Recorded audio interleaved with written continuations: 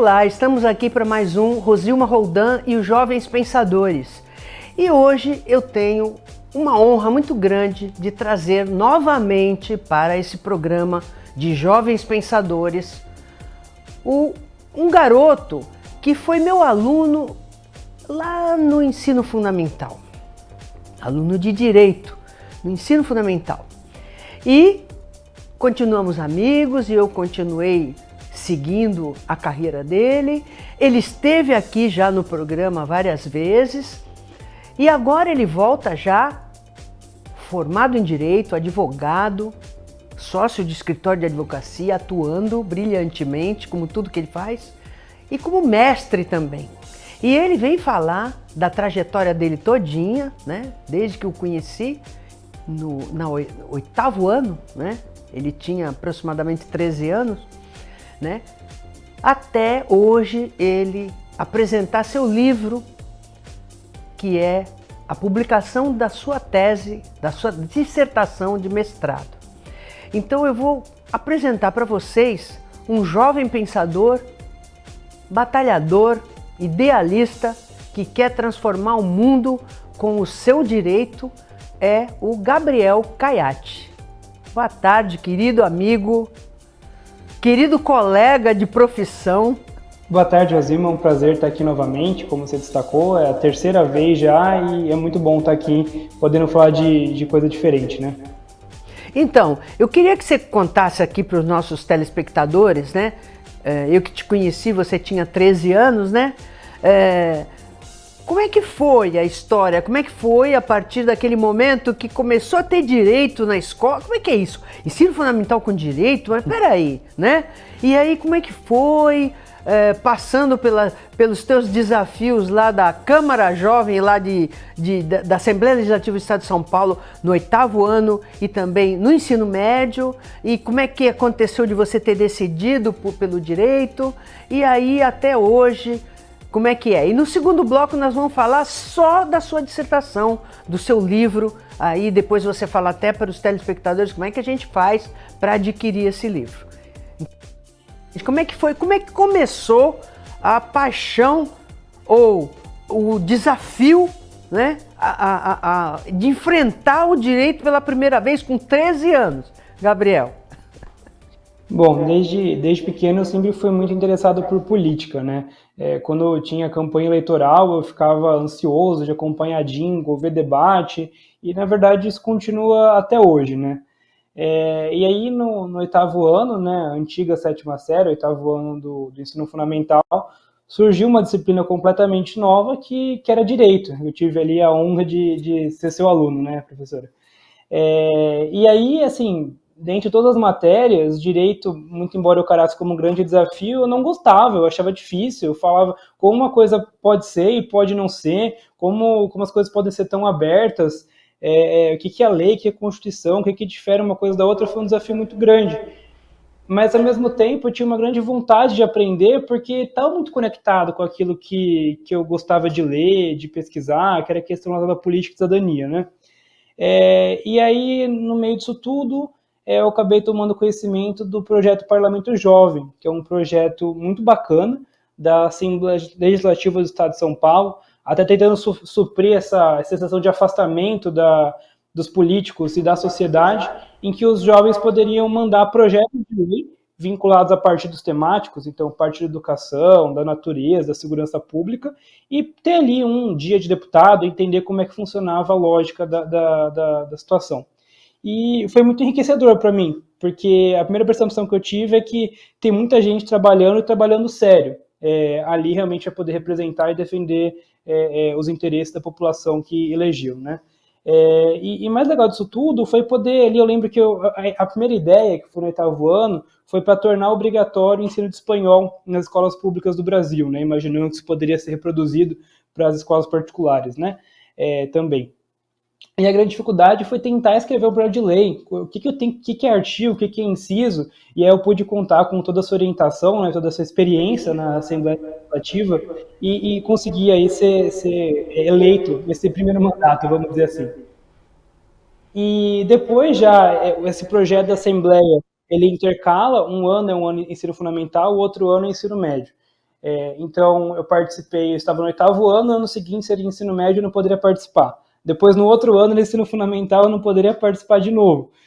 Mas aí, quando eu estava no 2º ano do ensino médio, eu pude participar novamente, e dessa vez não com um projeto vinculado à área de educação, mas à área de meio ambiente, que veio até de uma situação local, aí muito própria da Baixada Santista, que era a questão do descarte do óleo, né? Eu me inspirei até até um outro convidado aqui do programa, que foi o Roberto Coutinho, que tinha o projeto do Gari do Óleo. Então, a ideia ali que me levou até o Parlamento Jovem era tornar obrigatório, ou pelo menos premiar, os estabelecimentos que fizessem o descarte adequado ali do óleo de cozinha, pensando ali na transformação em outros subprodutos, né? E foi muito mais legal esse segundo momento, que eu já sabia como funcionavam as regras do jogo, e até me aventurei ali para tentar participar da mesa diretora, e tive a felicidade de estar na chapa que me permitiu ser o primeiro secretário. Então, assistir toda a condução dos trabalhos lá de cima foi bem legal. E eu acho que, assim, direito, embora seja uma matéria dura, né, ela faz parte do nosso dia a dia. Todos os dias a gente lida com direito, desde quando a gente compra uma passagem de ônibus, quando a gente pega algum transporte, aí um táxi, um aplicativo, o que quer que seja, a gente está lidando com direito, assinando um contrato, cancelando um produto de televisão. Então, eu acho que a introdução desse tipo de conhecimento, logo a partir do ensino fundamental, ensino médio, sempre respeitando aí a realidade de cada aluno e o tipo de atividade que eles desenvolvem no dia a dia é muito importante para poder desenvolver esse tipo de consciência, e não que a pessoa tem que saber a lei e resolver, não, existe profissional para isso, mas saber que ela tem que se defender, ela tem que ficar atenta, porque existe uma legislação muitas vezes que vai responder aquele problema, né? Então que ela não pode ficar calada, né? Isso em todas as esferas da vida, não só no âmbito privado, como questões de cidadania, questões públicas, políticas, enfim. E até, assim, muito motivado por essa experiência que, para mim, foi muito enriquecedora, que foi do Parlamento Jovem. Depois eu tive a felicidade de participar da reprodução desse modelo em âmbito municipal, no caso em Santos, né? Eu levei a ideia do Parlamento Jovem, na época, para o vereador Igor, que encampou, abraçou, achou muito legal, e até em conjunto com outros trabalhos de outros vereadores que até já tinham projetos similares, desenvolveram ali a mesma ideia de você viver um dia de deputado para você viver um dia de vereador, ali já conectado com questões locais e tudo mais, e é um projeto que, sem dúvida, é muito importante para poder aproximar mais a sociedade desses âmbitos de decisão, né? Então, Gabriel, engraçado que você, falando isso tudo que você disse, me passou um filme na cabeça, que é porque essas iniciativas, elas muitas vezes não chegam a ter uma continuidade, porque não é só uma pessoa, né? Por exemplo, você participou, mas é uma atividade que envolve muita gente, né? Então, envolve a escola, né? Onde você estava. Então, a escola tem que se interessar, tem que achar importante, tem que inscrever você. Na escola tem que ter alguém que te oriente, né? Depois, a própria Assembleia ou a própria Câmara tem que achar importante, tem que recepcionar, tem que orientar essas crianças ou adolescentes para que eles possam exercer realmente um papel e entender como é que funciona um parlamentar, né? E depois disso, aproveitar, houve essa discussão tanto no Parlamento Jovem como aqui na Câmara, de aproveitar essas leis, porque havia um impedimento quando havia o Parlamento Jovem e também a Câmara Jovem aqui em Santos, as leis feitas pelos jovens vereadores ou deputados não poderiam se transformar em lei, né? Havia esse impedimento. E isso era muito desmotivador, quer dizer, você era vereador por um dia, era deputado por um dia, mas a tua lei que você apresentou, e eram leis de alta qualidade, essa lei, por exemplo, todas as duas que você apresentou e ganhou, não foi à toa, a própria lei do descarte de óleo, né, o Gari do Óleo, do Roberto Coutinho, que já teve várias vezes aqui no programa também, uma lei para dar inveja a qualquer grande vereador, grande deputado, né? E não era aproveitado. Então, assim, eu noto que, dependendo da pessoa que está à frente, que às vezes é um cargo político, por causa de conjunções momentâneas, às vezes esses projetos acabam, né? Eu acho, por exemplo, que a Câmara Jovem aqui já foi muito mais ativa, aqui em Santos, né? Porque a pessoa que coordenava mudou, né? Agora não sei quem está lá no momento, eu não vejo notícia, eu não vejo divulgação, eu não vejo propaganda, né? Chamando jovens para participar. Quer dizer, e é uma pena, porque isso é um efetivo exercício de cidadania, é você dar oportunidade para o jovem realmente ser cidadão, não só votar e ser votado, mas poder fazer leis e também mostrar que não é verdade que todos são corruptos. Infelizmente, os que aparecem mais são os corruptos.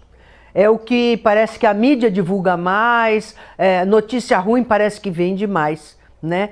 Então, eu vou deixar aqui uma pergunta para você, uma provocação, né? Que eu queria até tocar nesse assunto com você, Gabriel, porque eu achei que a tua trajetória, tanto no parlamento quanto na Câmara, foi brilhante. Você ainda levou para o Igor, que foi professor seu lá no teu colégio, e ele depois virou vereador e apresentou o projeto. Quer dizer, você fez assim uma linha com começo, meio e fim, né? Só que quando muda o cargo lá dentro da Câmara, parece que os interesses políticos mudam e isso enfraquece, né?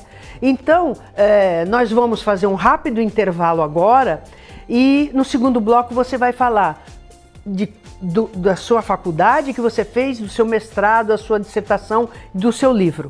Mas eu quero que também você responda no segundo bloco, quando você voltar, o que você acha dessa história de que a gente tem iniciativas, elas brilham, causam grandes transformações e depois elas acabam morrendo na praia. Por que acontece isso? Será que é falta de cobrança da própria população?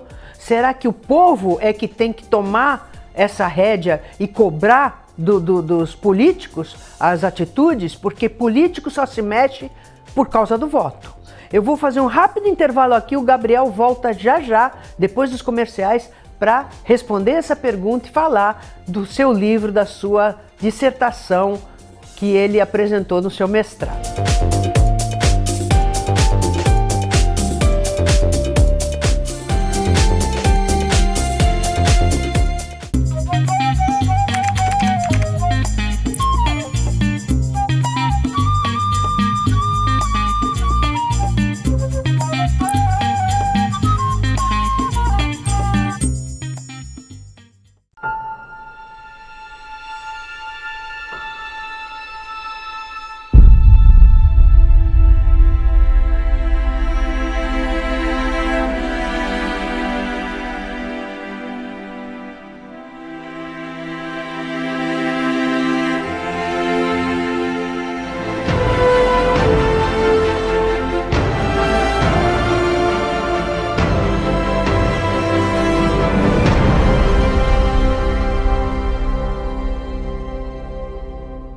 Pensando na facilidade e maior conforto para você, o aplicativo da TV Com oferece nossa programação ao vivo 24 horas em interação com nossas redes sociais.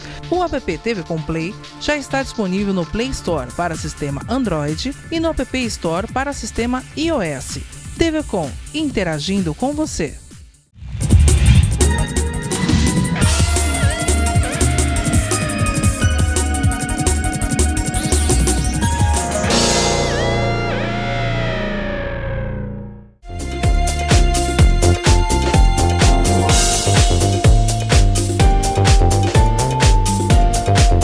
Voltamos e agora passo para o Gabriel, que vai responder a pergunta e vai falar do livro dele, da dissertação. Como é que ele chegou nesse mestrado? Conta aí, onde é que você fez a faculdade? Mas antes disso, como é que é? Por que as iniciativas boas, que dão resultado, morrem na praia, Gabriel? Pergunta difícil, mas eu acho que a gente está um pouco ainda distante da concepção do que seria uma política pública, né? Que é, você tem que identificar um objetivo, tem que identificar um método para poder alcançar aquele objetivo e manter ferramentas de monitoramento, para verificar se ela está surtindo os resultados para alcançar aquele objetivo ou não, né? Muitas vezes as políticas são criadas para atender algum interesse pessoal, elas são muito personalizadas, né, com aquela pessoa e não tem uma continuidade, né? Às vezes pode ter uma coloração ou outra e são simplesmente descartadas, mas justamente porque às vezes falta esse marcador de objetivo e resultado que seria aí um critério para poder orientar a continuidade ou não de uma política pública, seja um projeto como o Parlamento Jovem, a Câmara Jovem, e que está falando aí de exercício da cidadania em suas todas as feições, né, se a gente pode dizer assim, né? Essa história aí de passar para o medo do direito pela paixão, e aí eu sei que você fez na USP, né, de Ribeirão Preto, não é isso? Isso. Largou tudo aqui? Como é que foi essa história? Mudou de vida, mudou de cidade? Como é que é a história? Eu brinco que, assim, tudo que eu estudei até hoje vem de traumas, né? Eu acho que até por eu ser uma pessoa muito curiosa, acabou vendo tudo aquilo que eu não entendia, que eu não me conformava, eu queria entender. Por exemplo, direito. O primeiro contato eu achei muito difícil, e aí de repente eu apareci numa faculdade de direito. Eu queria até fazer relações internacionais, eu acabei optando por direito porque eu acho que me permitiria percorrer o caminho ali que eu desejaria. Acabei vindo parar em Ribeirão Preto, que é a USP, tem uma faculdade aqui. Até inicialmente eu até estava pensando, não, vou tentar de novo, vou tentar passar em São Paulo, muito longe de casa, mas assim, acabou que estava no lugar certo na hora certa, uma faculdade muito jovem, professores jovens, vocacionados a estimular o ensino, muito diferente daquela concepção, às vezes até estereotipada que eu tinha de uma faculdade, né? E eu cheguei na faculdade naquela ideia de que o contrato ele foi feito para ser cumprido em suas últimas linhas, não importa o que deu errado, assinou, né? E aí, meu primeiro tema de pesquisa na faculdade foi justamente revisão de contratos, ou seja, situações em que a gente pode rever aquilo que a gente decidiu, né? E até na época, por orientação do professor Luciano, que é falecido, ele falou assim, olha, para esse tema funcionar, ele ficar legal, você tem que escolher um tipo de contrato, não dá para falar em contratos em geral. E aí eu acabei chegando no contrato de fornecimento de produto agrícola, até por estar conectado aqui com a própria economia e vocação da região de Ribeirão Preto, né? E eu não entendia pouca coisa de produto agrícola, agronegócio, enfim, até pela própria criação aí na Baixada Santista, eu não entendia muito bem disso, né? E aí eu achei esse tipo de contrato muito curioso, porque a gente lida com um bem que é muito específico, que é o produto agrícola, né?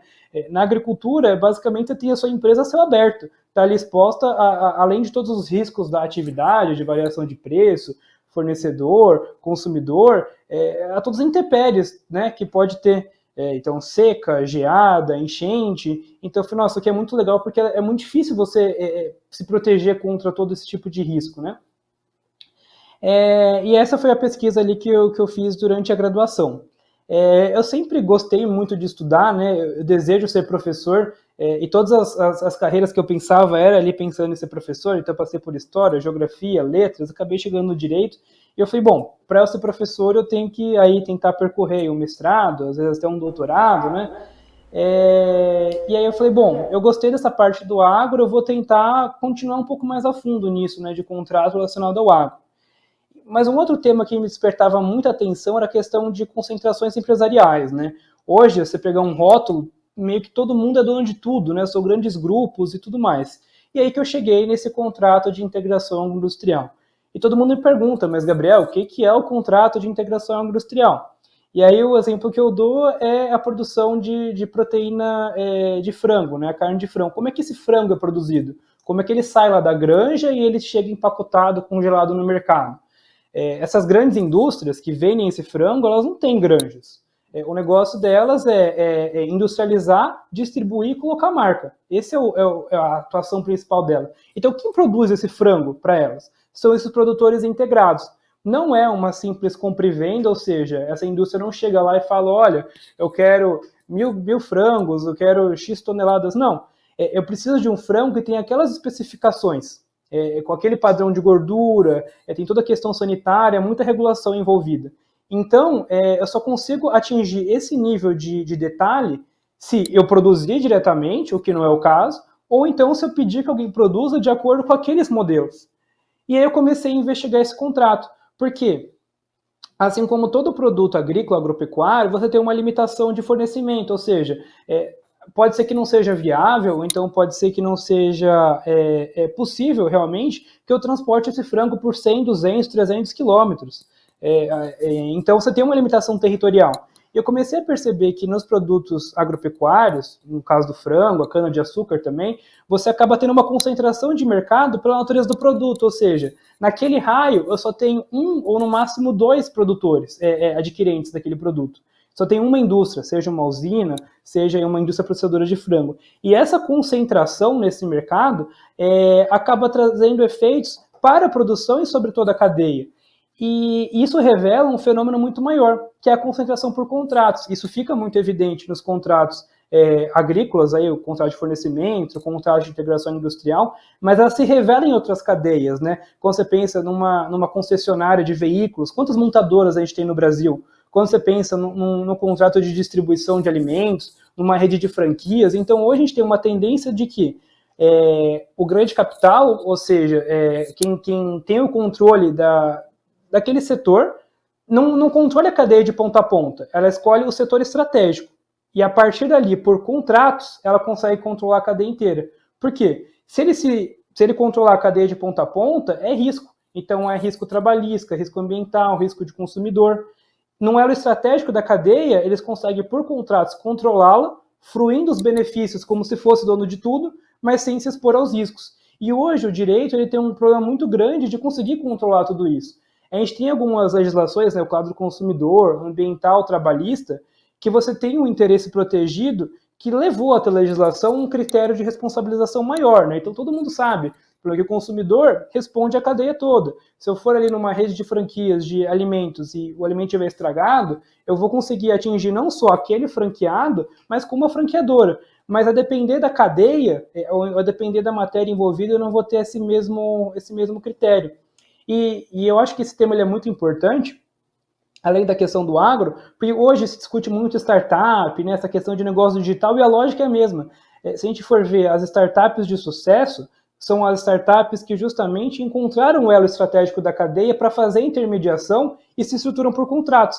Então hoje a gente tem empresas de delivery que não tem um único veículo na sua frota, não tem frota. A gente tem rede de hospedagens que não tem um único quarto. Então é um fenômeno muito recente de estruturação da cadeia econômica por contratos, e que muitas vezes a legislação não consegue dar a resposta adequada, né? Ou vai responsabilizar todo mundo sem critério, ou às vezes não consegue responsabilizar ninguém, né? Qual que é a medida correta disso, né? E é isso, estão todas as paixões e dificuldades do direito, né? Eu acho que aquela mesma angústia que eu sentia lá nos bancos da 7ª série, a gente vive até hoje na prática, né? Talvez um pouco mais, não diria conformado, mas um pouco menos idealista, mas com aquela mesma vontade de querer fazer diferente, de tentar algo que seja bom para todo mundo, né? O famoso desenvolvimento, né?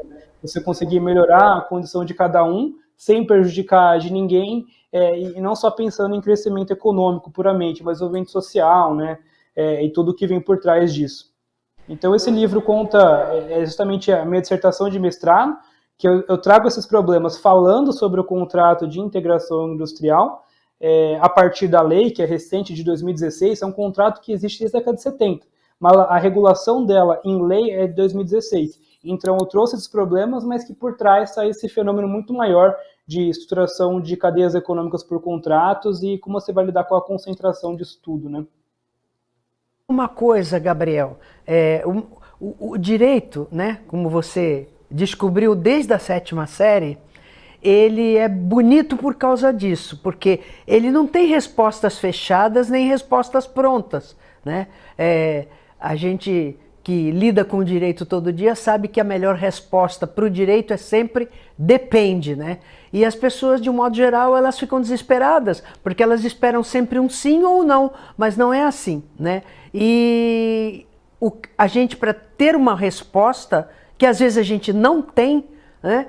A gente precisa estudar muito, a gente precisa, como você bem disse, hoje a legislação ela tem grande dificuldade de acompanhar as necessidades da população, né? Os negócios são muito mais rápidos, são muito mais desafiadores e eles mudam muito mais rapidamente do que a própria lei, né? Porque a lei ela tem aquele até ela ser proposta e quando ela passa por todo aquele processo legislativo, quando ela chega a ser aprovada, às vezes sofre um monte de modificações que não é aquilo que a gente queria, e quando ela chega a ser aprovada, a partir de um monte de modificações, a necessidade da população já é outra, a gente sabe disso. Aí chega no juiz, o juiz não pode alegar que não, lacuna da lei para não decidir, ele não pode deixar de decidir, e é isso que as pessoas não entendem. Aí ele se vale lá dos princípios gerais do direito, aí ele se vale dos precedentes, da jurisprudência, dos doutrinadores, enfim. E é essa beleza do direito, né? É aquela vontade que a gente tem de atender melhor a população, mas sabendo que a gente sempre chega o melhor possível, a melhor resposta, da melhor resposta, mas às vezes a gente não consegue chegar lá. E eu queria, para terminar, que você me dissesse como é que a gente faz para comprar seu livro. Bom, para comprar o livro ele está disponível do site, na editora que aceitou esse projeto editorial, que é Juruá, e também está disponível em todas as lojas online, digitar no Google com traje de integração industrial, a gente consegue encontrar aí facilmente em qualquer loja virtual. Isso, a editora Juruá, não é isso? Editora Juruá. Muito bem. Olha, eu queria te agradecer muito e já vou te avisando que você vai voltar mais vezes, porque eu estou te seguindo lá na nossa rede social lá profissional, que é o LinkedIn, e sempre que tiver novidade, eu sei que você é palestrante, sempre que tiver um tema interessante, eu quero trazê-lo para cá, para você compartilhar com os nossos jovens pensadores. Antes de terminar o programa, eu só quero te perguntar, você está falando de onde? Agora eu falo de Ribeirão Preto. Ah, importado de Ribeirão Preto. Tá vendo como a tecnologia ajuda a aproximar? Então, querido, muito obrigada, valeu, matei um pouquinho a saudade de você, que era muito, tá? E já sabe, fique preparado para a gente continuar conversando e você vindo aqui colaborar com a gente. Tá bom, meu amor? Muito obrigado, será sempre um prazer. Pena que é pouco tempo, mas com certeza assunto não vai faltar para outros encontros, oportunidades. Espero que, enfim, depois a gente revendo a trajetória, né, a gente vê que as coisas estão fazendo sentido. Então, até para estar aí alinhado com o propósito do programa, e você que é jovem, estude, vá atrás, lá na frente isso vai fazer sentido, né? Você vai seguindo um caminho e de repente parece que foi tudo planejado e não foi. Muitas coisas é um acidente, de repente deu certo. Mas é importante nunca desistir e persistir. E você, quando tiver um tema que você acha que dê para trazer para cá, me fala que eu te trago imediatamente. Um beijão para você, muito sucesso, que você merece. E espero que vocês tenham gostado do programa de hoje, esperando estar novamente com vocês sábado que vem, às 15 horas, com reprise às 17h30 de segunda-feira, sabendo que pomos tudo no YouTube, nos nossos 2 canais, o programa no canal Jovens Pensadores. E vamos conversar com Rosilma Roldan, onde a gente sempre debate um pouquinho essas notícias doidas que andam por aí. Até lá!